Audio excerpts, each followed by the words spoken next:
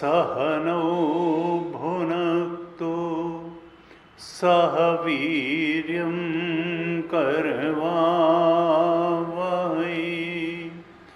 तेजस्विनावधीतमस्तु मा विद्विषावहै।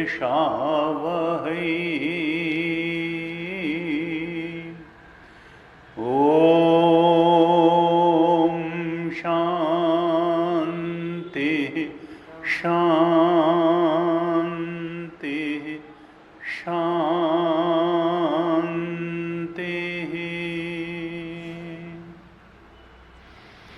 सदाशिवसमारम्भां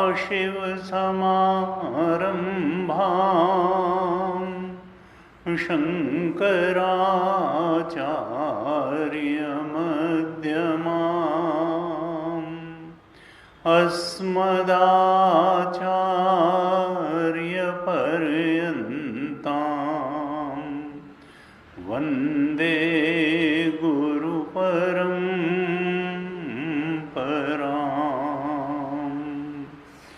अज्ञानतिमिरान्धस्य ज्ञानाञ्जनशलाकया चक्षुरुन्मीलितं येन तस्मै श्री गुरवे नमः। तस्मै श्री गुरवे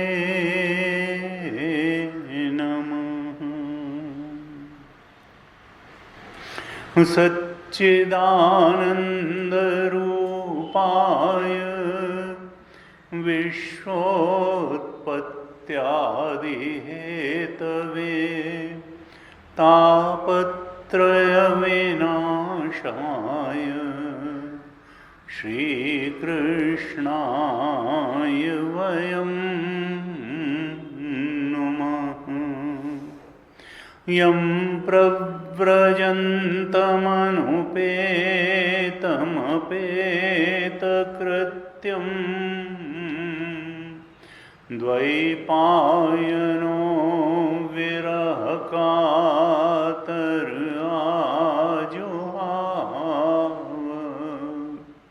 पुत्रेति तन्मयतया तरवोऽभिनेदुः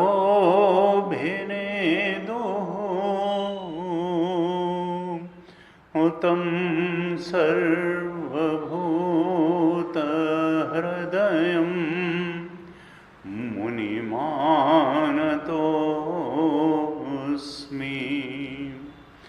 तं सर्वभूतहृदयं मुनिमानतोऽस्मि।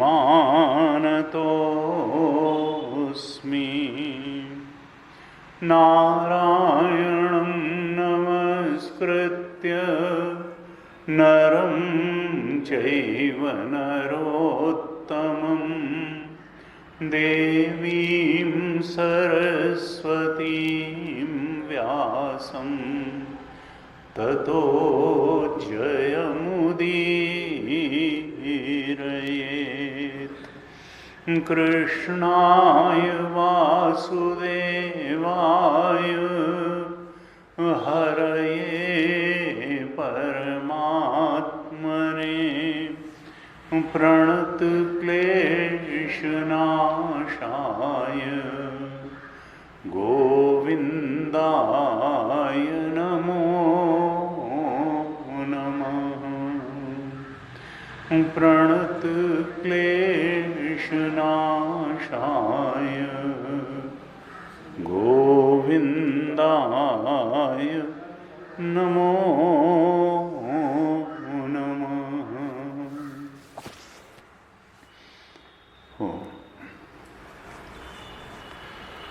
श्रीमद् भागवत महापुराण के तृतीय स्कंद पर हम चर्चा कर रहे हैं, तीसरे स्कंद पर चर्चा कर रहे हैं।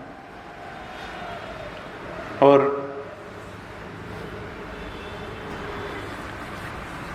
तृतीय स्कंद में सृष्टि रचना का भी विस्तार से वर्णन आया है। वाराह भगवान के अवतार की कथा आई है और कर्दम ऋषि और देवहूति के विवाह का प्रसंग आया है और कपिल भगवान के ज्ञानावतार का भी प्रसंग आया है। बड़े महत्वपूर्ण प्रसंग हैं, बड़े ज्ञानप्रद भक्तिप्रद प्रसंग हैं। इनके सुनने से ही अंतःकरण पवित्र होता है, कर्णरंध्र प्रवृत्त होते हैं और हमारा जीवन सफल होता है। भागवत की कथाओं में इतना बल है कि अगर सम्यक रूप से इनका श्रवण किया जाए, मनन किया जाए, इनका ध्यान किया जाए तो सहज ही अंतःकरण पवित्र हो जाता है। हमने 11वें अध्याय तक चर्चा की थी पिछली कक्षा में, तीसरे स्कंध के 11वें अध्याय तक चर्चा की थी। आज हम 12वें अध्याय से द्वादश अध्याय से आगे की जो कथानक है उसको देखेंगे। तो द्वादश अध्याय में मैत्रेय जी विदुर जी के प्रश्न के उत्तर में सृष्टि की रचना का क्रम बता रहे हैं। सृष्टि का विस्तार कैसे हुआ ये बता रहे हैं। ब्रह्मा जी की उत्पत्ति का वर्णन पहले आ चुका है, कैसे नारायण के नाभि से कमल उगा और उस पर ब्रह्मा जी थे और फिर भगवान नारायण ने सृष्टि रचना के लिए उनको उपदेश किया, ज्ञान का, वेदों का भी उपदेश किया।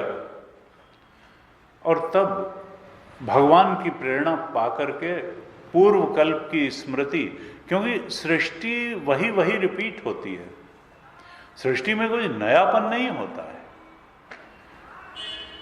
हर कल्प में परिस्थितियां वैसी होती हैं, अवतार वैसे होते हैं, जीव वैसे होते हैं, जीवों का मोह दशा वैसी होती है, अज्ञान दशा वैसी होती है, जीवों का आकर्षण उन्हीं बातों की ओर होता है और जीवों की मुक्ति भी उन्हीं बातों से वैराग्य होने के कारण होती है। यानी लिप्तता का स्वरूप भी हर कल्प में वही होता है और वैराग्य का स्वरूप भी वही होता है। भगवान भी वही हैं, जीव भी वही हैं, जीव की वासनाएं भी वही हैं, जीव के आकर्षण वही हैं, जीव की लिप्तताएं वही हैं, जीव की चिंताएं वही हैं, जीव की परेशानियां वही हैं, जीव का पैदा होना और मरना वही है। जीव की मुक्ति का मार्ग भी वही है और उसी की बात उपनिषदों में है, उसी की बात भगवत गीता में है और उसी की बात श्रीमद् भागवत में भी है। बंधन का कारण क्या है और मुक्ति का उपाय क्या है, मुक्ति का स्वरूप क्या है और बंधन का स्वरूप क्या है। और मूल बात यही है कि संसार पारायण जीवन, विषयासक्ति का जीवन, संसारासक्ति का, देहासक्ति का जीवन, ये तो बंधन का कारण है और भगवत पारायण जीवन यही मुक्ति का रास्ता है। आत्मचिंतन का जीवन, परमात्म चिंतन का जीवन, ब्रह्म चिंतन का जीवन, स्वरूप चिंतन का जीवन, ये तो मुक्ति का साधन है और संसार के भोग पदार्थों का चिंतन ये बंधन का कारण है। क्योंकि गीता जी ने कहा हम जैसा सोचते हैं वैसा ही होते चले जाते हैं। जिस चीज को हम बार बार सोचते हैं उसी में आसक्त हो जाते हैं।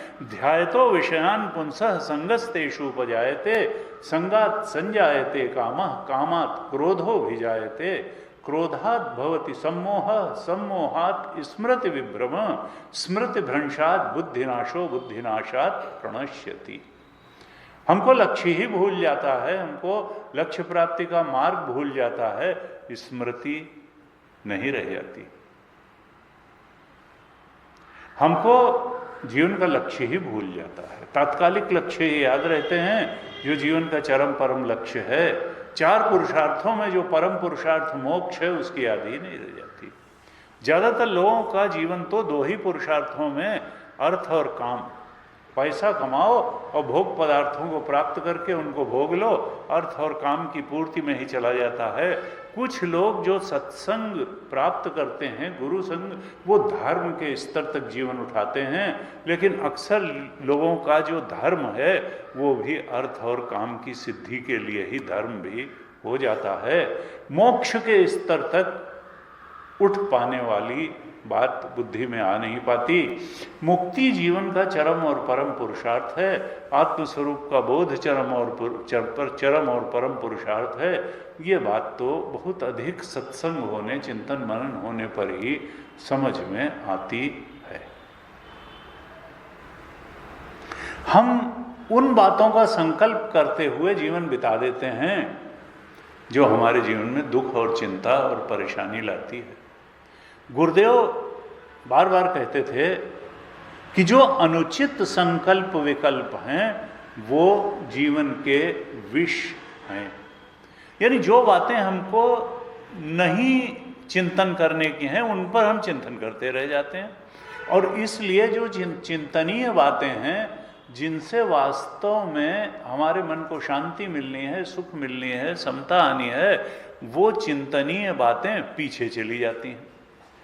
तो गुरुदेव का आह्वान था कि देखो गीता का आह्वान क्या है कि अनुचित संकल्प विकल्पों का त्याग ये जीव करे, क्योंकि अनुचित संकल्प विकल्प जीवन के लिए विष तुल्य हैं। और गुरुदेव कहते थे कि हमारा मन चूंकि एकाग्र नहीं है, अस्थिर है, हम एक लक्ष्य को लेकर के चलते हैं और बड़ी जल्दी ही अपना लक्ष्य बदल देते हैं। सवेरे उठे, दिन भर ये करेंगे, फिर कुछ और हो गया, हमारी प्रायोरिटी बदल गई, फिर कुछ देर बाद प्रायोरिटी बदल गई, फिर कुछ हफ्ते हफ्ते प्रायोरिटी बदलती है, दिन में कई बार बदलती है, जीवन पर्यंत कितने बार बदलती है। ये जो मन की स्थिरता का अभाव है ये हमारी असफलताओं का मूल कारण है। हम लक्ष्य को वर्ण करके रख ही नहीं पाते। और वेदांत क्या कहता है? वर्ण कैवल्य। अगर मोक्ष तुम्हारा मूल वर्ण है तो फिर तुम्हारा सारी दिनचर्या और सारा जीवन ऐसा होना चाहिए जो मोक्ष परायण हो, जो स्वरूप बोध के लिए हो। तो वर्ण बहुत बड़ी चीज है कि हमने चुना किसको है लक्ष्य के रूप में, तो और चुन क्यों नहीं पाते हैं? क्योंकि मन हमारा स्थिर नहीं है। मन की अस्थिरता हमारी असफलताओं के मूल में है, और इसी मन की अस्थिरता के कारण हमारे मन की शक्ति का अपव्यय होता रहता है।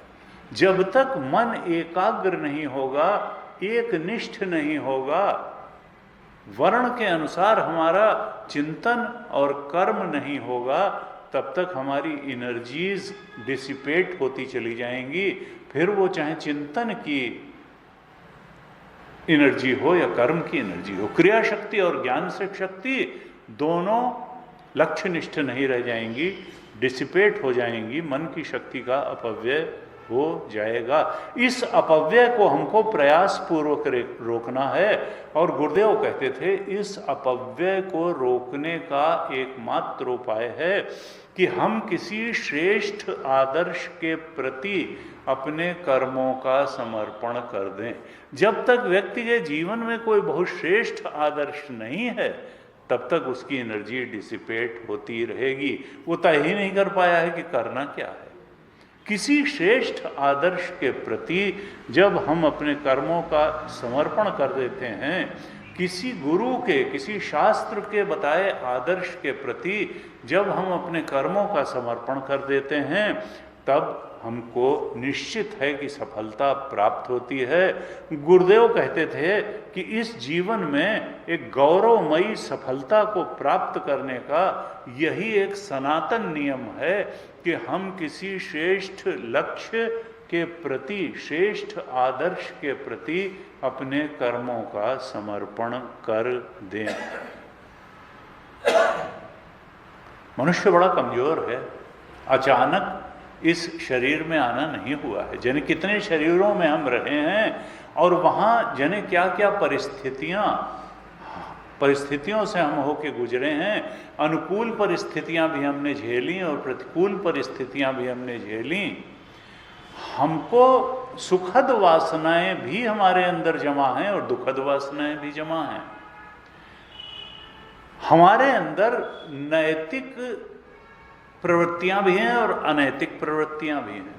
विषय भोगोन्मुखी प्रवृत्तियां भी हैं और भगवदोन्मुखी प्रवृत्तियां भी हैं। एक दिन एक सज्जन आए, उन्होंने कहा कि हम तो ऐसे, उन्होंने कहा नहीं, गुरु जी हमारे कहते थे कि साधक जब तक व्यक्ति है, जब सिद्ध हो गया तब तो भगवत परायण जीवन रहेगा, उसको कोई जोर नहीं लगाना है। लेकिन जब तक साधक है तो संसार अपनी तरफ खींचेगा और भगवान अपनी तरफ खींचेंगे। संसार का आकर्षण अपनी तरफ खींचेगा और सत्संग का आकर्षण अपनी तरफ खींचेगा। दोनों ही बातें हैं। हम ये नहीं कह सकते हैं कि हम 100% सत्संगी हैं या हम 100% संसारी हैं। ये दोनों रस्साकशी साधक के जीवन में चलती ही रहती है। और जब तक ये कहते हैं ना, ये तो बाहर तो राम रावण युद्ध हो चुका और राम जीत चुके, लेकिन हमारे हृदय में ये संस्कार और विकार का राम रावण युद्ध चल रहा है। और ये राम रावण युद्ध तब तक चलता रहेगा जब तक विकार रूपी रावण मरेगा नहीं और संस्कार रूपी राम की विजय पताका फहराएगी नहीं। तब तक ये राम रावण युद्ध चलता रहेगा और वो युद्ध हमको लड़ना पड़ेगा राम जी की सेना के योद्धा बन करके। तो ये कोई परेशान होने वाली बात नहीं है। लोग कहते हैं भाई हमसे नहीं होगा, हमको तो, हमारी तो साहब बहुत शुद्ध हृदय नहीं है। तो साधक अगर शुद्ध हृदय होता तो सत्संग की जरूरत क्या थी, फिर तो सिद्ध हो गए होते। यही तो साधना है कि हमको संस्कार का पलड़ा बढ़ाते चले जाना है और विकारों का पलड़ा जो है वो हमारा हल्का होता चला जाए। और सत्संग से ये अनायास हो जाता है, हम जान भी नहीं पाते हैं कि कब साधना हुई।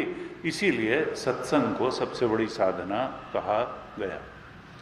तो चूंकि जन्म जन्मांतर से भोग की और भगवत परायण जीवन दोनों की वासनाएं बैठी हुई हैं, हमारा ये जीवन पूर्व जन्मों में अर्जित वासनाओं का ही परिणाम है। और उन सब को ये तय है कि लोग कहते हैं ना भाई हमसे एक जीवन में उन सारी वासनाओं को नष्ट करना कई बार संभव ही नहीं है। बहुनाम जन्मनाम अन्ते ज्ञानवान माम प्रपद्यते वासुदेवः सर्वमिति स महात्मा सुदुर्लभः।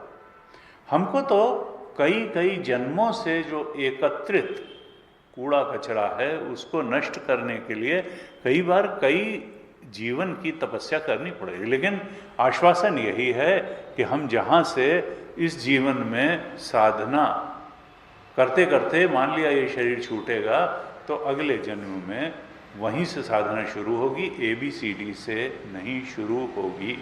तत्र तम बुद्धि संयोगम लभते पौर्वदेहिकम यतते च ततो भूयः संसिद्धो कुरुनंदन। 6ठे अध्याय के अंत में कहा कि हे अर्जुन, साधना करने वाला कभी भी उसकी हानि नहीं होती है, क्योंकि अगले जन्म में वो वहीं से साधना शुरू करता है जहाँ से पिछले जन्म में समाप्त करी थी। 6ठे अध्याय का 43 श्लोक।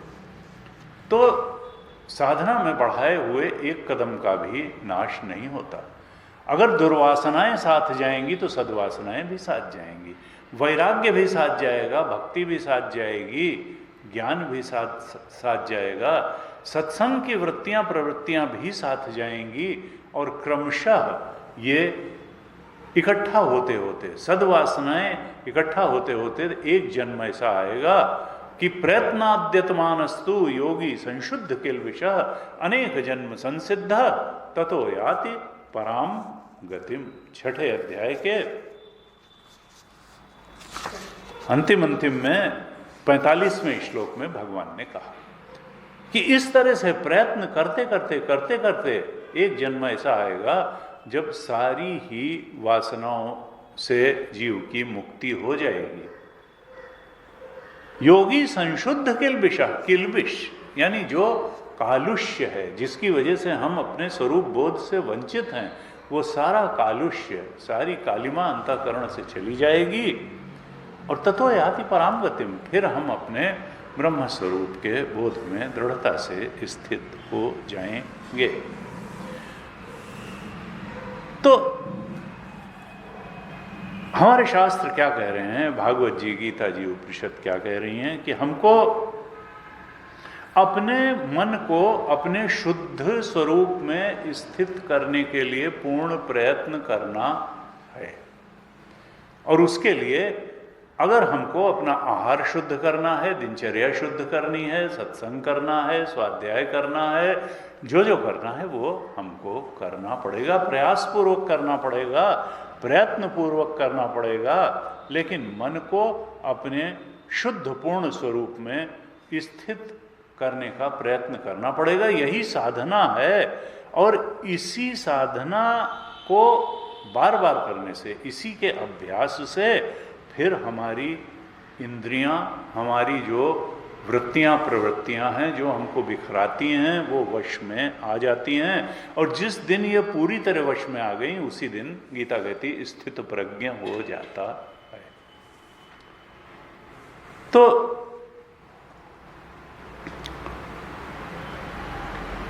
ये कहते हैं कि साधना में जल्दीबाजी नहीं करनी है, उकताना नहीं है। गीता जी में सिर्फ एक बात में कहा कि देखो, स्वरूप का ध्यान करो, तुम परमात्मा स्वरूप हो, सच्चिदानंद स्वरूप हो, तुम जीव बन करके भटक रहे हो, दुख उठा रहे हो, चिंताग्रस्त हो, शरीर से चेतना तादात्म्य करती है तो जन्मने मरने के भय से, मन से तादात्म्य करती है तो सुखी दुखी होती है, बुद्धि से तादात्म्य करती है तो मान अपमान से ग्रस्त होने के भय से आक्रांत हो जाती है। अरे तुम शुद्ध चेतन हो, तुम क्यों ये उपाधि से तादात्म्य करके अपनी पहचान बनाए हो? कभी शरीर, ये उपाधियां हैं, ये टूल है तुम्हें। फिजिकल बॉडी भी टूल है, सटल बॉडी भी टूल है, कॉजल बॉडी भी टूल है। इसको सबसे अच्छा उपयोग इससे करो। तुम ये नहीं हो, तुम तो सच्चे हैं, तुम मरने वाले थोड़े, तुम सुखी दुखी होने वाले नहीं हो, तुम मान अपमान से ग्रस्त होने वाले नहीं हो, तुम तो चिदानंद रूप शिवोहम शिवोहम, तुम तो कल्याण स्वरूप हो, आत्मस्वरूप हो, सत्स्वरूप हो। छठे अध्याय के 23वें श्लोक में कहा, तम विद्यात् दुख संयोग वियोगम योग संगितम। दुख के संयोग से वियोग को ही योग कहते हैं, क्योंकि दुख है जब ये चेतना शरीर से तादात्म्य करती है तो रोग का, जरा का, बहुत सारे दुख होते हैं शरीर के स्तर। मन से करती है तो मन के स्तर के सुख दुख, बुद्धि से करती है बुद्धि के स्तर, कारण शरीर वासना अज्ञान से करती है तो वासनाओं के स्तर के सुख। तम विद्यात् दुख संयोग वियोगम योग संगितम। ये उपाधि से तादात्म्य करना, physical body, subtle body, causal body से तादात्म्य करना ही दुख है। तुमको ये जानना चाहिए, तम विद्यात्, कि ये जो दुख के संयोग से वियोग है वही योग है, अर्थात तुम्हारा जो स्वरूप है वो दुख रहित है, ये उपाधियों के पार है, तीनों शरीर की उपाधियों के पार तुम शुद्ध चेतन हो। सनिश्चयन, उसी का ध्यान करो, शुद्ध चेतन का। सनिश्चयन योक्तव्यम, निश्चय पूर्वक उसका ध्यान करो। योगो अनिर्विण्ण चेतसा, तुम अनिर्विण्ण चेतसा, बिना उकताए हुए चित्त से उस आत्म स्वरूप का, सच्चिदानंद स्वरूप का रोज ध्यान करो। ये उपाधियों से दूरी बनाओ, इनसे, इनका उपयोग करो, सबसे अच्छा उपयोग करो। लेकिन ये जान लो कि तुम उपाधियां नहीं हो, तुम उपाधियों से अलग हो, तुम उपाधियों के प्रकाशक हो, तुम उपाधियों के अधिष्ठान हो, तुम शुद्ध चेतन हो, तुम उपाधियों को सत्ता देने वाले हो। तुम्हारी सत्ता से ये उपाधियां सत्तावान हैं, तुम्हारे प्रकाश से ये उपाधियां प्रकाशित हैं, तुम्हारी चेतना की जीवंतता से शरीर जिंदा जिंदा लगता है, मन जिंदा जिंदा लगता है, कारण शरीर जिंदा जिंदा लगता है। ये इनकी चेतना, इनका जिंदा रहना इनका नहीं है, वो आत्मा का है, तुम्हारा है। तुम्हारी सत्ता से ये सत्तावान हैं, तुम्हारे प्रकाश से ये प्रकाशित हैं, तुम्हारे अधिष्ठानत्व के कारण इनकी सत्ता सच्ची लगती है। जासु सत्यता ते जड़ माया, भास सत्य एव मोह सहाया। तो ये अब सृष्टि का विस्तार मैत्रेय जी बता रहे हैं विदुर जी को। तो ये ध्यान रख करके चलना है कि यह दृश्यम तद जड़म तद मिथ्या। चूंकि हमको सृष्टि बहुत सच्ची सच्ची लगती है, वैसे सच्ची है नहीं। जैसे स्वप्न की सृष्टि होती है वैसे ही जागृत की भी सृष्टि है। तो ये तीनों अवस्थाएं जो है ये सत्य नहीं है। जिसकी ये अवस्थाएं हैं चेतन की, सत्य वही है। तुरीय सत्य है, जागृत स्वप्न सुषुप्ति ये सत्य नहीं है। जो चौथा है, जो तुरीय है, सत्य तो वो है जिसकी सत्ता से ये तीनों अवस्थाएं सत्तावान है। मैत्रेय जी फिर भी विदुर जी को सृष्टि रचना बता रहे हैं और उनके माध्यम से हमको बता रहे हैं कि जिससे हम ये समझ पाएं कि इस सृष्टि का स्वरूप है क्या। नारायण की दृष्टि से, परम सत्य की दृष्टि से तो कहीं कुछ है नहीं, लेकिन जीव की दृष्टि से तो है।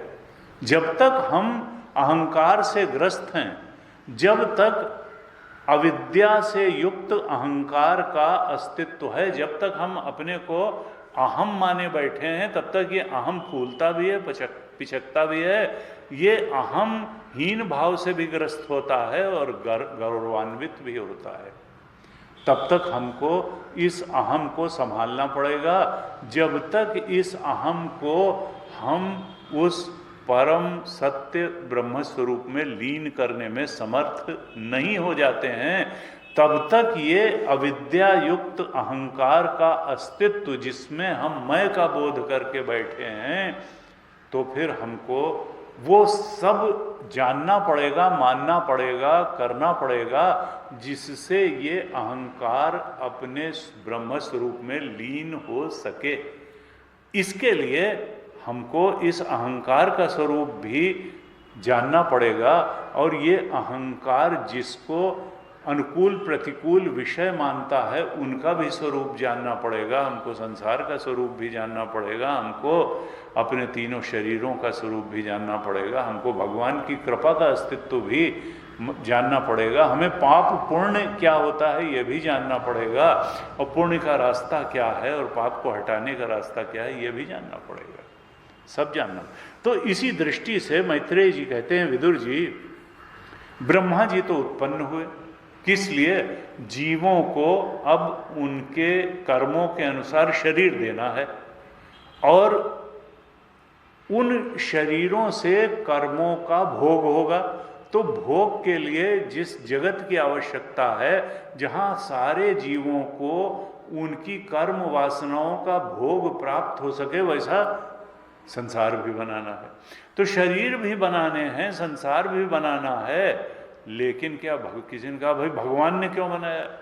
तो उपनिषद कहता है भगवान को कुछ नहीं पड़ी थी संसार बनाने की या शरीर बनाने की। ये शरीर बनाने वाला तुम्हारी कर्म वासना है, और ये संसार बनाने वाली भी जीवों की कर्म वासनाएं हैं। भगवान को कुछ चाहिए नहीं, उसको कुछ कामना नहीं है, वो तो आप्त काम है, उसको क्या जरूरत है संसार बनाने की या तुम्हारे शरीर बनाने की या तुम्हारे। नादत्ते कस्यचित् पापम न चैव सुकृतम विभो अज्ञानेन आवृतम ज्ञानम तेन मुह्यन्ति जन्तवः। गीता में 5वें अध्याय। भगवान कहते मैं किसी का पाप नहीं लेता, मैं किसी का मैं क्यों लूं, मुझे क्या जरूरत है किसी का पाप और पुण्य। अज्ञान के कारण ज्ञान जो है ढका हुआ है और इसी मोह में जीव पड़े हैं और वासना के अनुसार कर्म करते चले जा रहे हैं। ये जो श्लोक मैंने बोला ये 5वें अध्याय का 15वां श्लोक है। नादत्ते कस्यचित् पापम। तो हमको इस सृष्टि को पूरी तरह से समझना है। मैत्रेय जी कहते हैं, विदुर जी, अब ब्रह्मा जी जीवों को उनके कर्म वासनाओं का भोग देने के लिए सृष्टि रचना के लिए जब उद्धत हुए तो उन्होंने किस प्रकार के जगत की रचना की जहां सारे ही जीवों को, यहाँ काकरोच भी है, अर्थवर्म भी है, चिड़िया भी है, कुत्ता भी है, मगर भी है, खाली मनुष्य ही नहीं है कि उसी को अपने कर्मों का भोग चाहिए। सारे ही जीवों को उनके कर्मों के भोग के अनुकूल शरीर भी चाहिए और भोग के लिए जो हैबिटेट चाहिए, भोग पदार्थ चाहिए, वो भी चाहिए। और ब्रह्मा जी को ऐसे जगत की रचना करनी है। तो ब्रह्मा जी ने यहाँ 12वें अध्याय में कहते हैं, सबसे पहले ब्रह्मा जी ने क्या रचना की। मैत्रेय जी कहते हैं कि सबसे पहले ब्रह्मा जी ने अज्ञान की 5 वृत्तियों की रचना की। अब अज्ञान की 5 वृत्तियों की रचना क्यों? क्योंकि जीव तो अज्ञान की उपज है। अगर ज्ञान हो जाए तो मुक्त हो जाए, फिर उसको काहे का भोग और काहे का क्या, कुछ है ही नहीं।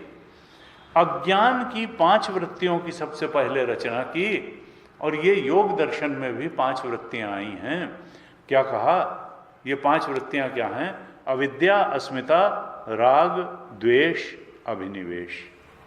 अविद्या, अस्मिता, राग, द्वेष, अभिनिवेश, ये 5 वृत्तियां रची और इनका नाम भागवत जी में किया। अविद्या को तम कहा, अस्मिता को मोह कहा, राग को महामोह कहा, द्वेष को तामिश्र कहा और अभिनिवेश को अंध तामिश्र कहा। योग दर्शन में कहा कि इसमें जो पूर्व है वो उत्तर को जन्म देता है। ये 5 क्लेश भी कहे, अविद्या, अस्मिता, राग, द्वेष, अभिनिवेश, 5 क्लेश। ये 5 क्लेश हैं जो जीव को हमेशा से सता रहे हैं। इसमें मूल क्या है? 5 क्लेशों में जो माता जी हैं इनकी, वो हैं अविद्या। अज्ञान के कारण ही अहंकार होता है, अस्मिता, मैं हूं। क्योंकि ब्रह्मस्वरूप का अज्ञान है। ब्रह्म तो एक अखंड सर्वव्यापक है, आत्मा में तो द्वैत है ही नहीं, तो मैं और तेरे का भेद क्या होगा? कुछ नहीं होगा। तो मैं और तू का कोई बात नहीं है। लेकिन जब अज्ञान के कारण हमने अपने को जीव मान लिया तो फिर मैं हो गया, तू हो गया, वो हो गया, भेद ही सत्य हो गया और अभेद भूल गया।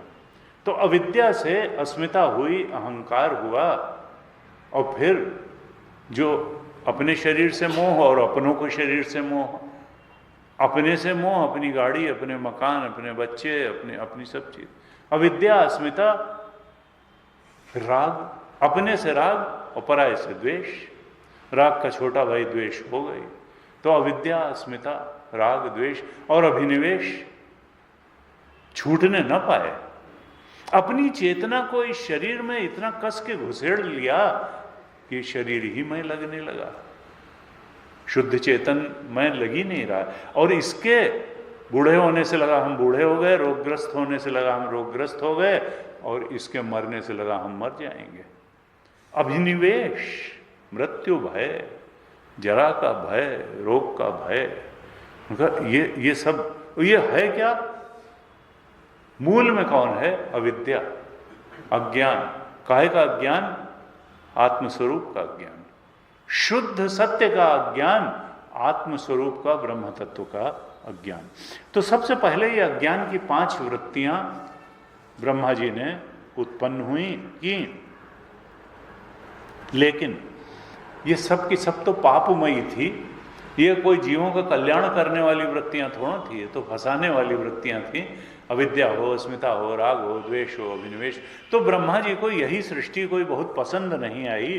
तब उन्होंने भगवान का ध्यान किया और अपने मन को भगवान के ध्यान से पवित्र करके उन्होंने फिर दूसरी सृष्टि रची, कल्याणकारी सृष्टि रची। वो कल्याणकारी सृष्टि में उन्होंने संतों की रचना की। पहले संत कौन हुए जो मानसिक सृष्टि से उन्होंने रचे? वो थे सनत कुमार।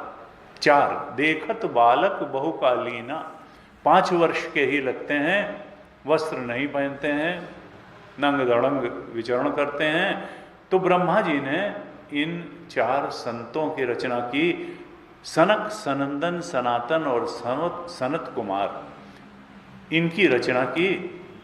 ये निवृत्ति परायण थे और ब्रह्मा जी की इच्छा थी कि सृष्टि बढ़े, मनुष्यों की संख्या बढ़े, जीवों की संख्या बढ़े, इस सृष्टि का विस्तार हो। लेकिन ये तो निवृत्ति परायण संत थे। इन्होंने कहा कि ब्रह्मा जी ने इनको रच करके सनत कुमार को कहा कि पुत्रों तुम लोग सृष्टि उत्पन्न करो। लेकिन इन लोगों ने कहा हम लोग निवृत्ति मार्गी हैं, मोक्ष मार्गी हैं, हम भगवान के ध्यान के अलावा कुछ करेंगे ही नहीं, हम कोई सृष्टि वृष्टि नहीं करेंगे। और उन्होंने साफ मना कर दिया कि न शादी, न ब्याह, न बच्चा, न कुछ, हम तो भगवान का ध्यान करेंगे। जब ब्रह्मा जी ने देखा कि ये मेरे पुत्र, पहले तो वो 5 वृत्तियां ऐसी गलत बना दी, फिर जब अच्छी चीज करी तो इतनी अच्छी चीज बना दी कि उन्होंने कहा हम सृष्टि बढ़ाएंगे ही नहीं। अब ब्रह्मा जी को बहुत गुस्सा आया। उन्होंने कहा देखो तो मैंने अपने इन पुत्रों को इससे उत्पन्न किया कि ये सृष्टि बढ़ाएंगे, लेकिन ये तो मेरी बात ही नहीं मान रहे, मेरा तिरस्कार कर रहे हैं। तो उन्हें बहुत ज़्यादा क्रोध हुआ और इतने ज़्यादा क्रोधित हो गए कि उनकी भौहों के बीच से एक नीले और लाल रंग का बालक उत्पन्न हो गया। कहा एक नील लोहित बालक उत्पन्न हो गया। और ये कौन थे? ये रुद्र भगवान थे जो देवताओं के पूर्वज थे। एक नील लोहित बालक हो गया, ये रुद्र भगवान थे। रुद्र का मतलब क्या है? कि जो रुदन करे और रुलावे, खुद भी रोए और दूसरे को। ये बालक जब पैदा हुआ तो पैदा होते ही इसने रोना शुरू कर दिया और रो रो के कहने लगा कि विधाता, जगत पिता ब्रह्मा जी, आप मेरे रहने के लिए कोई जगह बताइए। आप बताइए कि मैं हूं कौन, मेरा नाम बताइए, मेरे रहने के लिए जगह बताइए। और रोता ही चला जाए। तब भगवान ब्रह्मा ने कहा कि देखो रो मत, तुम तो देवताओं के पूर्वज हो, तुम देव श्रेष्ठ हो, तुमसे देव सृष्टि होगी और तुम तो पैदा होते ही बालक की तरह रोने लगे, इसलिए अब लोग तुम्हें रुद्र नाम से जानेंगे, रोने वाले के नाम से जानेंगे। और फिर कहा देखिए एकादश रुद्र हमारे कहा जाता है ना, 11 रुद्र। कभी अगर बेलूर मठ जाना हो तो वहाँ एकादश रुद्र के 11 मंदिर बने हुए हैं, एकादश रुद्र। यहाँ पे उनके नाम हैं। ब्रह्मा जी ने कहा कि देखो मैंने तुम्हारे नाम पहले से ही रख रखे हैं, तुम्हारे नाम होंगे, यहाँ नाम भी दिए हैं एकादश, मन्यु, मनु, महिनस, महान, शिव, ऋतध्वज, उग्र, रेता, भव, काल, वामदेव, धृतव्रत, ये 12 तुम्हारे नाम होंगे एकादश रुद्रों के। और कहा तुम रहोगे कहाँ? तो रहने के लिए स्थान भी मैंने तुम्हारे लिए निश्चित कर रखे हैं। अब ये प्रतीक रूप में हैं, तो वो स्थान क्या हैं? कहा हृदय है, इंद्रिय है, प्राण है, आकाश है, वायु है, अग्नि है, जल है, पृथ्वी है, सूर्य है, चंद्रमा है और तप है। इन 11 स्थानों में तुम 11 रुद्र जा करके रहो। और कहा हमने तुम्हारी पत्नियां भी पहले से ही ढूंढ रखी हैं, उन पत्नियों के नाम भी यहाँ, ये 11 रुद्राणियाँ हैं, ये तुम्हारी पत्नियाँ होंगी। और इनके नाम हैं धीवृत्ति, उष्णा, उमा, नियुत, सर्पी, इला, अंबिका, इरावती, सुधा और दीक्षा। ये 11 रुद्राणियाँ तुम्हारी पत्नियाँ होंगी। तो लो, मैंने तुम्हें नाम भी दे दिया, स्थान भी दे दिया, और स्त्रियों पत्नियों को भी दे दिया। तुम इन स्त्रियों को पत्नी रूप में स्वीकार करो और इनके द्वारा बहुत सी प्रजा उत्पन्न करो। क्योंकि उस समय ब्रह्मा जी के सामने तो ओनली टारगेट था कि सृष्टि का विस्तार हो, सृष्टि का विस्तार हो। और सनक सनंदन ने तो बिल्कुल मना ही कर दिया। फिर गुस्सा आया तो रुद्र उत्पन्न हुए। चलो, उनके 11 रुद्र हुए, रुद्राणियाँ हुई, रहने का स्थान बताया और कहा तुम जो है अब सृष्टि रचना करो। इन्होंने कहा ठीक है पिताजी, जैसी आज्ञा। और फिर ये जो जैसे थे बल और आकार में, वैसा ही वो 11 रुद्राणियों को प्राप्त करके और उनसे सृष्टि उत्पन्न करना इन्होंने शुरू किया। तो खुद तो रोते हुए पैदा हुए थे, तो कोई हंसती हुई सृष्टि क्या पैदा कर देते? जैसा बाप होता, जैसी माँ होती, वैसे ही तो बच्चा होगा। इन्होंने जो जो बच्चे पैदा किए कि ब्रह्मा जी परेशान हो गए कि ये तो भाई कैसे आफत के परकाले जो है पैदा करना इन लोगों ने शुरू किया। रुद्र के द्वारा जो उत्पन्न हुए बहुत सारे रुद्र, उन्होंने तो जैसे कोई गुंडों का समूह हो, उन्होंने यूथ के यूथ बना करके संसार को ही खाना शुरू कर दिया, संसार का भक्षण करना शुरू किया। और ब्रह्मा जी तो बहुत ही परेशान हो गए। तब उन्होंने कहा रुद्र से कि देखो सुरश्रेष्ठ, तुम्हारी प्रजा तो बड़ी भयंकर है, ये तो सारी दिशाओं को भस्म किए डाल रही है। तुम ऐसी सृष्टि को और न रचो, अब कृपा करो, तुम ये सृष्टि रचना ऐसी बंद करो और तुम तो अब जाओ और तपस्या करो, क्योंकि तपस्या करके ही तुम ऐसी सृष्टि कर सकते हो जो प्राणियों को सुख देने वाली हो। ऐसी सृष्टि करने को कहा था जिससे प्राणी संसार सुख प्राप्त कर सके, और ये तो ऐसा भक्षण करने और दुख देने वाली सृष्टि तुम करने लगो, अब बंद करो ये सृष्टि। तब फिर बात मान करके रुद्र ने वन को चले गए और कहा कि अब मैं जाकर के वन में तप करूंगा। यहाँ पर 12वें अध्याय में 19वां श्लोक आता है, तपसा एव परम ज्योति भगवंतम अधोक्षयम सर्वभूत गुहावासम अंजसा विंदते पुमान। थोड़ा साधना का श्लोक है। 12वें अध्याय के 19वें श्लोक में कहते हैं ब्रह्मा जी कि ये जो पुरुष है, मनुष्य है, ये तप के द्वारा ही भगवत स्वरूप की प्राप्ति कर सकता है। ये बात बार बार आती है। कई बार लोग आकर के कहते हैं बहुत दिन से सत्संग कर रहे हैं, कोई फर्क तो पड़ा नहीं। तो तुमने कोई तपपूर्ण जीवन जिया, कोई इंद्रिय संयम किया, कोई मन संयम किया? जय बजे सो के उठते थे तय बजे उठते रहे, जो खाते थे वो खाते रहे, जो बात करते थे वो बात करते रहे, जो पढ़ते थे वो पढ़ते रहे। जिन बातों में रुचि थी उन बातों में कुछ अपने को बदलने का प्रयास किया सवेरे से रात तक? अगर नहीं किया तो फिर if you always do what you always did, तो you will always get what you always got. अगर तुम वही करते रहोगे जो हमेशा करते रहो, तो तुम वही पाते रहोगे। तो यू हैव टू चेंज। आपको विचार करना पड़ेगा कि कहाँ सुधार की जरूरत है, दिनचर्या में क्या सुधार की जरूरत है, अप्रोच में क्या सुधार की जरूरत है, चिंतन में किस सुधार की, भावनाओं में, कर्म में किस सुधार की जरूरत है, संग में किस सुधार की जरूरत है, स्वाध्याय में। अगर तुम प्रयासपूर्वक कुछ करोगे नहीं तो कुछ नया घटे बटेगा नहीं, बैठे बैठे नहीं होता है कुछ। तो कुछ तो करना पड़ेगा और पॉजिटिव करना पड़ेगा। अगर वैसे करोगे तो चेंज आएगा। बच्चा अगर स्कूल न जाए तो वैसा ही बना रहेगा, फिर वो वही नहीं होगा कि जो पढ़ने लिखने और मास्टर्स डिग्री और उसके आगे लेने के बाद जो बनता है वो वही नहीं रहेगा। तो कहा कि जो पुरुष तप के द्वारा, और कुछ पाने के लिए तप होता है, त्याग होता है।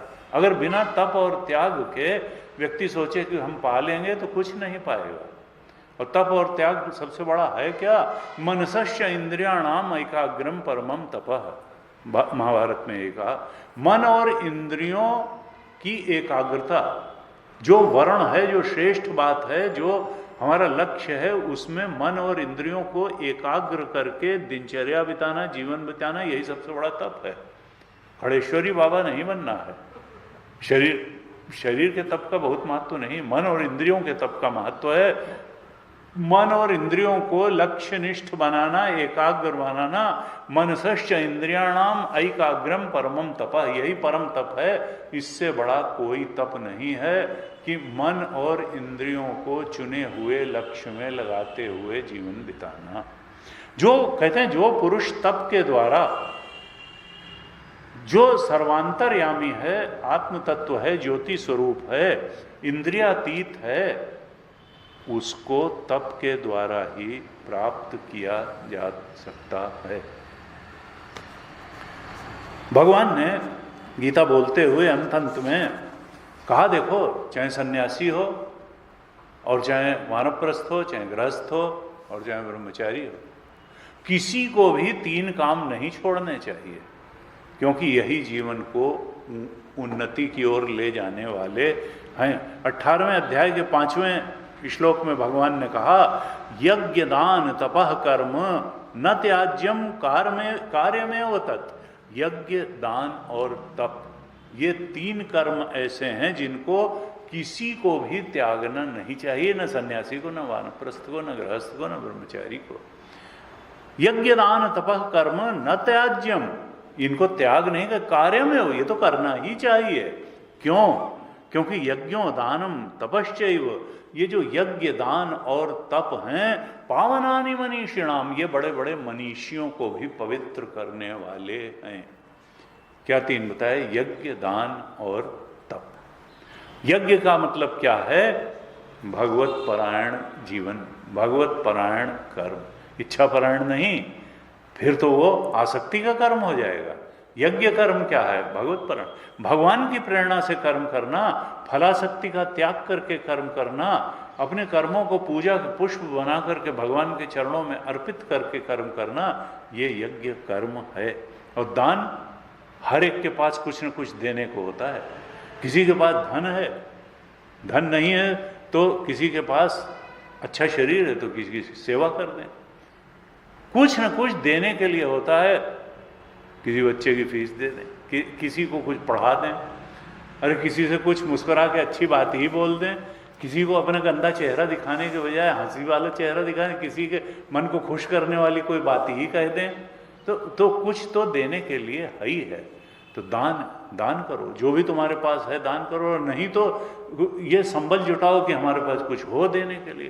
तो यज्ञ, दान, तपः कर्म और तप हमने बताया मनसश्च इंद्रियाणाम, तप तो करना ही पड़ेगा, बिना तप के कुछ मिलता। तप आधार सब सृष्टि भवानी।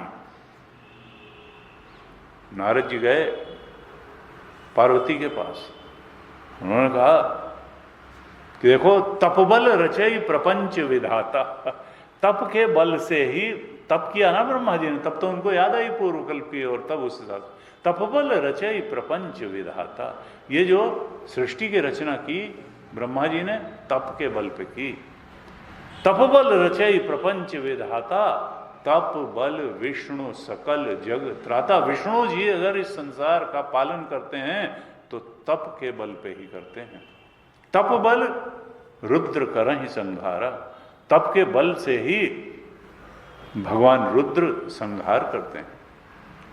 तपबल शेष धरई मही भारा, तप के आधार से ही भगवान शेषनाग इस धरती को अपने फन पे धारण करते हैं। तपबल शेष धरई, तप आधार सब सृष्टि भवानी, सब ये सृष्टि तप से ही चल रही है।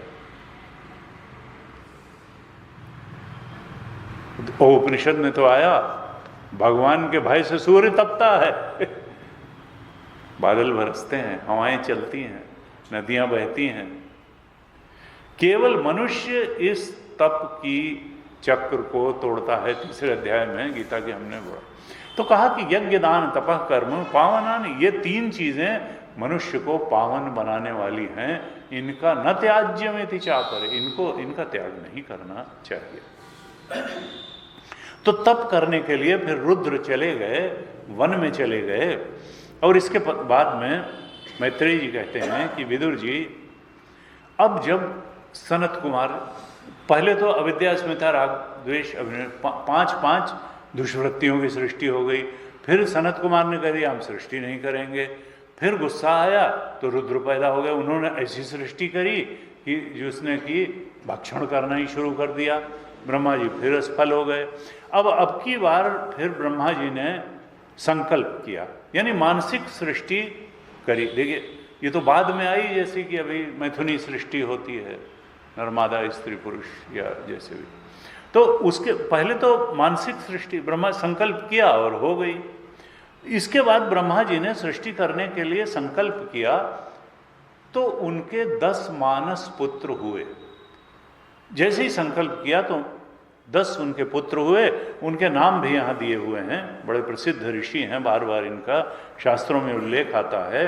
वो 10 उनके मानस पुत्र कौन थे? मरीचि, अत्रि, अंगिरा, पुलस्त्य, पुलह, क्रतु, भृगु, वशिष्ठ, दक्ष और नारद। ये 10 उनके मानस पुत्र हुए। अब इसमें कौन कहाँ से उत्पन्न हुआ इसका प्रतीक रूप है कि नारद जी गोद से उत्पन्न हुए, दक्ष अंगूठे से उत्पन्न हुए, वशिष्ठ प्राण से उत्पन्न हुए, भृगु त्वचा से उत्पन्न हुए, मरीचि मन से उत्पन्न हुए, धर्म उनके दाएं स्तन से उत्पन्न हुआ और उस धर्म की पत्नी मूर्ति से नारायण उत्पन्न हुए। उनके पीठ से अधर्म का जन्म हुआ और उस अधर्म से ही मृत्यु उत्पन्न हुआ। ब्रह्मा जी के हृदय से काम उत्पन्न हुआ, भौहों से क्रोध उत्पन्न हुआ, नीचे के ओंठ से लोभ उत्पन्न हुआ, मुख से सरस्वती उत्पन्न हुई, उनके लिंग से समुद्र उत्पन्न हुआ, गुदा से निरृति जो राक्षसों का अधिपति था वो उत्पन्न हुआ, छाया से उनकी कर्दम ऋषि उत्पन्न हुए। इस तरह से ये सारा जगत ब्रह्मा जी के शरीर और मन से उत्पन्न हुआ। ये अभी सृष्टि का क्रम आया। इसके बाद इसमें है कि ब्रह्मा जी ने जब सरस्वती को उत्पन्न किया तो वो वैसे तो उन्होंने उत्पन्न किया था तो उनकी पुत्री थी, लेकिन उनको देख करके वो मोहित हो गए, वासनाग्रस्त हो गए, जबकि सरस्वती स्वयं वासनाहीन थी। और जब उनके मरीचि आदि पुत्रों ने ऐसा देखा तो उन्होंने कहा नहीं, ये बड़ा अधर्म है, ये तो पुत्री गमन जैसा दुष्कर पाप करने के लिए आप क्यों संकल्प कर रहे हैं? आपके पूर्व के किसी ब्रह्मा ने ऐसा नहीं किया और न कोई आगे करेगा। तो जब मरीचि आदि उनके पुत्रों ने समझाया तो ब्रह्मा जी ये भी पहले क्रोधित हुए थे तो अब लज्जित हो गए। वो इस भावना से भर गए थे, इसके लिए लज्जित हो गए और इतने लज्जित हुए कि उस शरीर को उन्होंने उसी समय छोड़ दिया। और जब छोड़ दिया तो वो कुत्सित शरीर कोहरा बन गया। अब देखिए ये बड़ी भारी गप्पबाजी कई बार वैज्ञानिक बुद्धि के मनुष्य को लग सकती है। तो वो कोहरा बन गया और जिससे अंधकार भी, जिसको कहते हैं, उससे अंधकार उत्पन्न हो गया। फिर कहते हैं कि ब्रह्मा जी ने उसके बाद एक दूसरा शरीर ग्रहण कर लिया, अभी आगे बताएंगे, एक शरीर छोड़ के दूसरा। अब ब्रह्मा जी के 4 मुख से 4 वेद उत्पन्न हुए और ब्रह्मा जी से ही धर्म के 4 चरण भी उत्पन्न हुए। ये धर्म के 4 चरण क्या हैं? विद्या, दानम, तपः, सत्यम। धर्म के 4 चरण हैं। वृषभ रूप माना गया, हमारे यहाँ धर्म का स्वरूप बैल के रूप में माना गया, तो 4 उसके पैर होते हैं। तो धर्म के 4 पैर क्या हैं? विद्या, दानम, तपः, सत्यम। विद्या, फिर दान, फिर तप और सत्य, ये धर्म के 4 चरण हैं। जो धार्मिक व्यक्ति है इसमें चारों चरण पुष्ट होने चाहिए।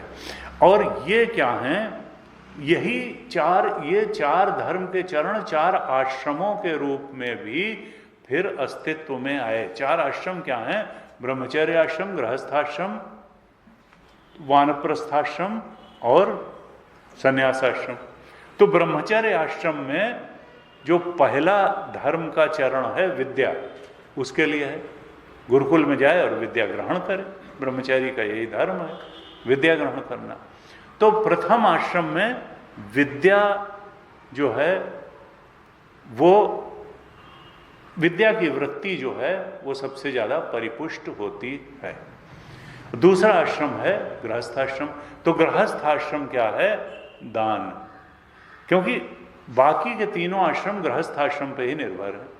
ब्रह्मचारी और गुरुकुल को भी वही दान देता है तो गुरुकुल चलता है, वानप्रस्थ को भी वही और सन्यास को भी वही। तो गृहस्थ के लिए वृत्ति क्या है? दान की वृत्ति। गृहस्थ के लिए दान परिपुष्ट होता है उस आश्रम में, गृहस्थ आश्रम में। और वानप्रस्थ में मुख्य वृत्ति क्या है? तप। भाई खानस सोई सोचिए जोगु, तप विहाय जेहि भावई भोगु। तुलसीदास जी ने कहा वो वानप्रस्थ शोचनीय है जिसको तप छोड़ करके भोग अच्छा लगता है। तो वानप्रस्थ में जो वृत्ति बताई गई वो तप वृत्ति बताई गई, तपस्वी। और फिर सन्यास में कौन सी वृत्ति बताई गई? सत्य। अब सत्य में ही घर बनाना है, परम सत्य में आत्मचिंतन, ब्रह्म स्वरूप के चिंतन और ब्रह्म स्वरूप के बोध में दृढ़ता से स्थित होने के अलावा अब कोई प्रायोरिटी नहीं। ओनली प्रायोरिटी क्या है कि परमात्म स्वरूप के बोध में स्थित होना, तो सत्यम। तो ये जो 4 धर्म के चरण हैं, विद्या दानम तपः सत्यम, ये 4 आश्रम और उनकी 4 वृत्तियों के रूप में भी ब्रह्मा जी ने इनको उत्पन्न किया। चारों वेद उनसे उत्पन्न हुए। फिर मैत्रेय जी कहते हैं कि जो 4 उपवेद हैं वो भी ब्रह्मा जी से ही उत्पन्न हुए। ये 4 उपवेद क्या हैं? आयुर्वेद, जो हमारे यहाँ चिकित्सा शास्त्र कहा जाता है। आयुर्वेद, धनुर्वेद यानी शस्त्र विद्या, गांधर्व वेद यानी संगीत शास्त्र वगैरह भी, और स्थापत्य वेद यानी शिल्प कला जो है ये भी उपवेद के रूप में उनसे उत्पन्न हुआ। मैत्रेय जी कहते हैं ब्रह्मा जी जो हैं शब्द ब्रह्म रूप हैं, यानी जो वेदों में जो शब्द आए हैं, कर्म कांड के हों, उपासना के हों, या लिपिबद्ध रूप से जो उपनिषद हों, शब्द ब्रह्म रूप हैं। और वो व्यक्त रूप में तो वेद के शब्द हैं और अव्यक्त रूप में तो ओंकार स्वरूप हैं, बोध स्वरूप हैं। और उनसे जो परे परब्रह्म है वही सारी शक्तियों के द्वारा सब कुछ के रूप में भासित हो रहा है। सब रूप वही, सब होए न गो। सब रूप में वही है परमात्मा परब्रह्म, लेकिन हो नहीं गया है, वो है सच्चिदानंद रूप की। अज्ञानी जीव को ही वो अनंत अनंत रूपों में भास रहा है। कहते हैं जो ब्रह्मा जी ने जब एक कुत्सित वृत्ति धारण की थी सरस्वती के, और उन्होंने अपना वो आसक्त शरीर छोड़ दिया था जो कुहरा बना, उसके बाद ब्रह्मा जी ने दूसरा शरीर धारण किया और फिर सृष्टि का विस्तार उन्होंने देखा कि जो मरीचि आदि 10 मानस पुत्र उन्होंने बनाए थे उनसे भी सृष्टि का विस्तार बहुत हो नहीं रहा है। अब वो फिर से मन ही मन सोचने लगे कि सृष्टि का विस्तार कैसे हो, और इसी चिंता करते हुए उनके शरीर के 2 भाग हो गए। उनके शरीर के 2 भाग हो गए, एक भाग मनु के रूप में हुआ, पुरुष के रूप में हुआ, और दूसरा भाग स्त्री के रूप में, शतरूपा के रूप में हुआ। ये मनु और शतरूपा का जोड़ा जो है प्रकट हो गया, और फिर इन मनु और शतरूपा से अब स्त्री पुरुष के संयोग से प्रजा की वृद्धि होने लगी। अब मानस सृष्टि तक ही ये सृष्टि सीमित नहीं रह गई। यहाँ उल्लेख है कि स्वयंभू मनु ने अपनी पत्नी शतरूपा के गर्भ से 5 संतानें उत्पन्न की। इन्हीं 5 संतानों का विस्तार अब भागवत में आने वाला है, इन्हीं के वंशों का वर्णन आएगा। तो ये मनु महाराज ने शतरूपा के गर्भ से 2 पुत्र उत्पन्न किए और 3 पुत्रियां उत्पन्न की। वो 2 पुत्र कौन थे? प्रियव्रत और उत्तानपाद। इनकी कथा भी आगे आएगी। 2 पुत्र हुए, प्रियव्रत और उत्तानपाद, और 3 कन्याएं हुई, आकुति, देवहूति और प्रसूति। इनमें उल्लेख है कि आकुति का विवाह मनु महाराज ने रुचि प्रजापति से किया, प्रसूति का विवाह दक्ष प्रजापति से किया, और जो उनकी मझली कन्या थी देवहूति, उसका विवाह कर्दम ऋषि से किया, जिनकी कथा अभी इसी तीसरे स्कंद के अंत के 8 अध्यायों में आने वाली है। अब इन तीनों कन्याओं से जो पुत्र पुत्रियां उत्पन्न हुई, उनसे फिर ये सारा संसार संतति से भर गया। विदुर जी कहते हैं, भगवान, ये आपने बहुत संक्षेप में मनु और शत्रुपा का आख्यान हमको बता दिया कि 2 पुत्र हुए, 3 पुत्रियां हुई, 3 पुत्रियों का ब्याह किससे हुआ। मैं चाहता हूं कि आप स्वयंभू मन का चरित्र थोड़ा विस्तार से हमें बताइए। मैत्रेय जी कहते हैं, विदुर जी, जब शत्रुपा और मनु दोनों का जन्म हुआ तो दोनों ने अपने पिता ब्रह्मा जी के समक्ष हाथ जोड़ करके नम्रता से प्रार्थना की कि भगवान हमें आदेश करें कि हम कौन सा कर्म करें, हमें आज्ञा दीजिए कि हम आपकी प्रसन्नता के लिए क्या करें। अब ब्रह्मा जी को तो एक ही चिंता थी कि किसी तरह सृष्टि का विस्तार हो, सृष्टि का विस्तार हो। तो उन्होंने कहा, तुम बहुत लायक पुत्र हो, किसी भी पुत्र को अपनी पिता की पूजा इसी रूप में करनी चाहिए कि आदर पूर्वक उनसे उनकी आज्ञा पूछे और फिर जो वो आज्ञा दें उसका सावधानी से पालन करे। मैं तुमसे बहुत प्रसन्न हूँ कि तुमने मेरी सहमति, मेरी इच्छा जानने के लिए आदर पूर्वक मुझसे पूछा। अब मेरी यही आज्ञा है कि तुम अपनी भार्या से अपने ही समान गुणवान संतति को उत्पन्न करो और फिर धर्म पूर्वक इस पृथ्वी का पालन करो। प्रजा उत्पन्न करके जब तुम प्रजा का पालन करोगे तो मेरी भी यही बड़ी सेवा होगी और भगवान भी तुमसे प्रसन्न होंगे। मनु जी ने कहा कि भगवान, ये आपकी आज्ञा तो ठीक है, लेकिन जब मेरी प्रजा उत्पन्न होगी तो पृथ्वी तो रसातल में डूबी हुई है, वो प्रजा रहेगी कहाँ? तो आप इस जगत में मेरे और मेरी भावी प्रजा के रहने के लिए स्थान तो बताइए। जब इस प्रकार से मनु जी ने कहा तो ब्रह्मा जी ने देखा कि पृथ्वी जो है प्रलय काल के अथाह जल में डूबी हुई है। और ब्रह्मा जी बहुत देर तक ये सोचते रहे कि इस डूबी हुई, प्रलय काल के जल में डूबी हुई पृथ्वी को मैं कैसे निकालूं। लेकिन उनको लगा ये मेरी सामर्थ्य के बाहर की बात है। तब उन्होंने कहा कि जिसने मुझको पैदा किया है वो परमात्मा ही इस कार्य को कर सकते हैं, मेरे वश का ये कार्य नहीं है। वो श्रीहरि जो सर्वशक्तिमान हैं वही इस कार्य को भी पूरा करें। ब्रह्मा जी इस तरह से विचार कर ही रहे थे कि अचानक क्या हुआ कि उनके नथुने से एक अंगूठे के आकार का सफेद सुअर निकल पड़ा। उनके नथुने से एक अंगूठे के आकार का वाराह शिशु निकल पड़ा और ये वाराह शिशु देखते ही देखते हाथी के बराबर हो गया और उसके बाद में देखते ही देखते ये तो एक बड़ी शिला के बराबर हो गया, पर्वताकार हो गया। ये यज्ञ पुरुष वाराह भगवान पर्वताकार होकर के गरजने लगे और तब ये वाराह अवतार हुआ देख करके जो जनलोक, तपलोक और सत्यलोक के निवासी जितने ऋषि मुनिगण थे वो वेदों के पवित्र मंत्रों से उन वाराह भगवान के अवतार की स्तुति करने लगे। और जब वाराह भगवान ने देखा कि मरीचि आदि ऋषि मेरी स्तुति कर रहे हैं तो उन्होंने बड़े ही प्रेमपूर्ण दृष्टि से उन ऋषियों की ओर देखा और इस तरह से मानो नेत्रों से प्रेम की वर्षा करते हुए उन वाराह भगवान ने प्रलयकालीन जल में प्रवेश किया।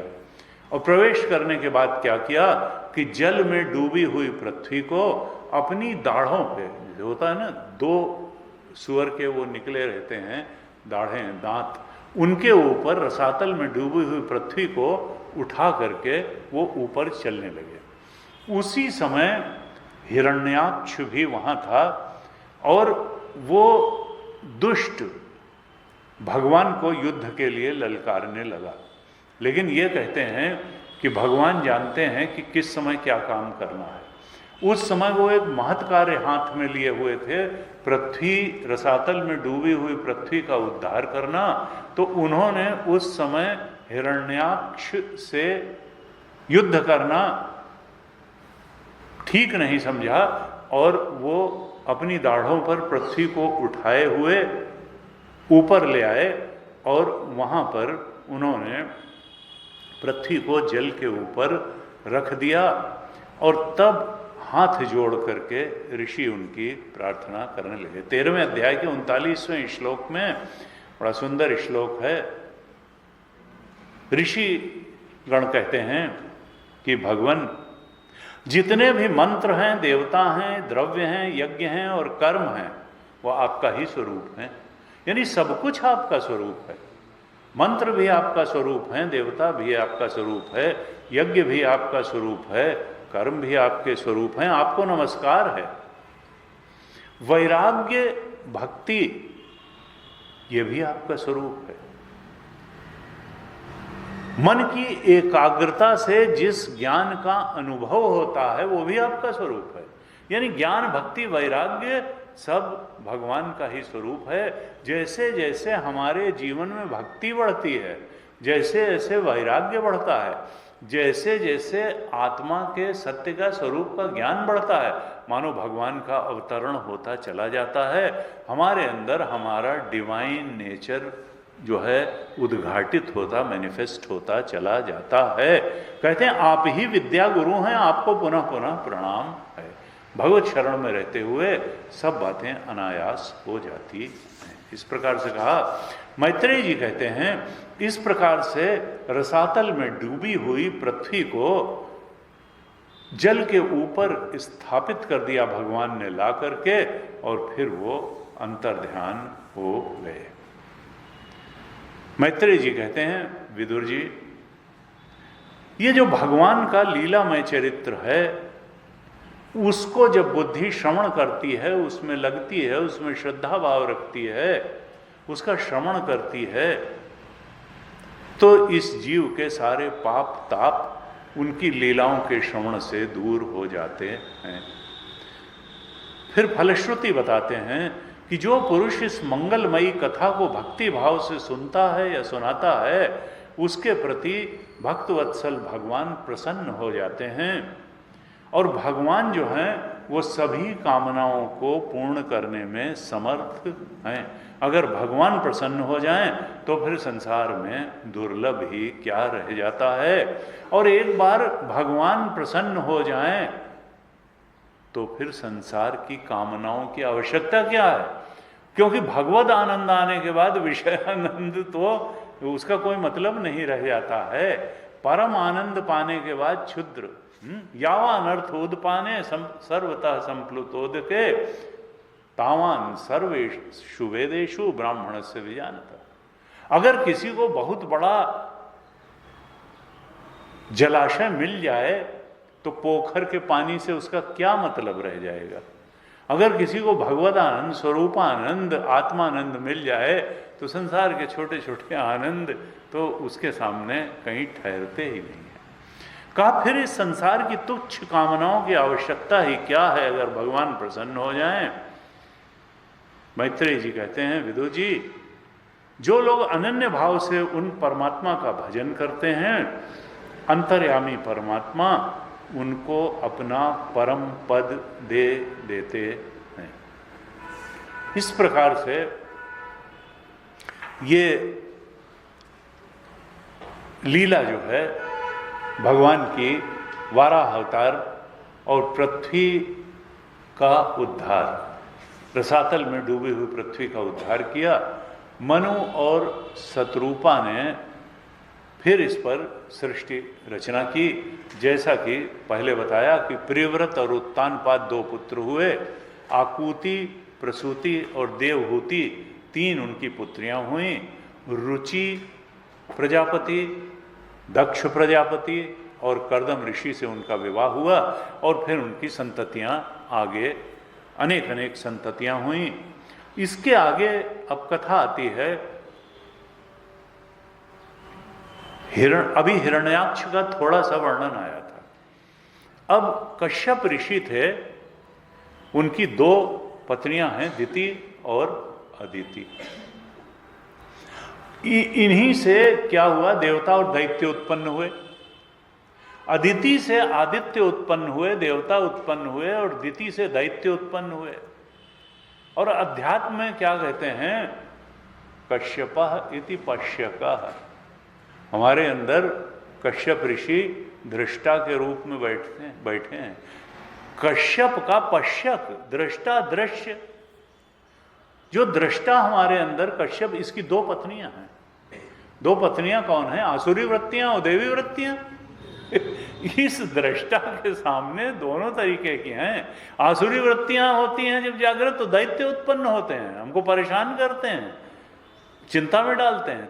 आसुरी वृत्तियां भी हैं।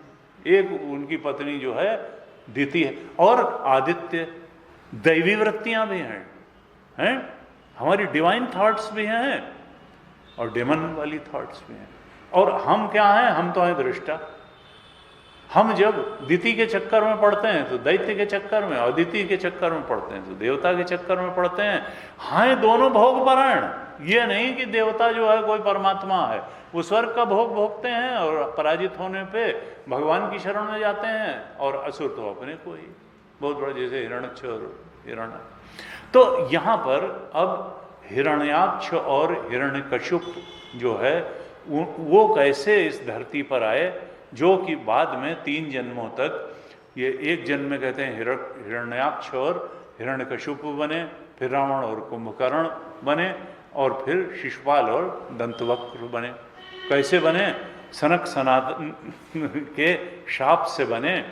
और भगवान चूंकि ये भी है कि पार्षद थे, लेकिन आ ब्रह्म भुवनाल लोकाः पुनरावर्तिनो अर्जुन, गीता में कहा थे भगवान के पार्षद, वैकुंठ में थे, लेकिन यहां तक चले आए। इसलिए असली मुक्ति आत्मबोध ही है, ब्रह्मस्वरूप का बोध ही है। विष्णु भगवान के पार्षद बन करके भी ये गति प्राप्त हो सकती है, पतन हो सकता है। हाँ, ये जरूर है कि भक्ति भी बेकार नहीं जाती, लेकिन वहाँ भी अहंकार हो जाता है। हो सकता है सनक सनंदन को उन्होंने भाला लगा के रोक दिया कि भगवान से, मैं संतों को भगवान से मिलने से रोका तो पतन को प्राप्त हुए, और ऐसी गति हुई। हाँ, भक्ति भी बेकार नहीं गई, भगवान स्वयं अवतार लेकर के उनको मारने आए और फिर उनकी मुक्ति में कारण बने।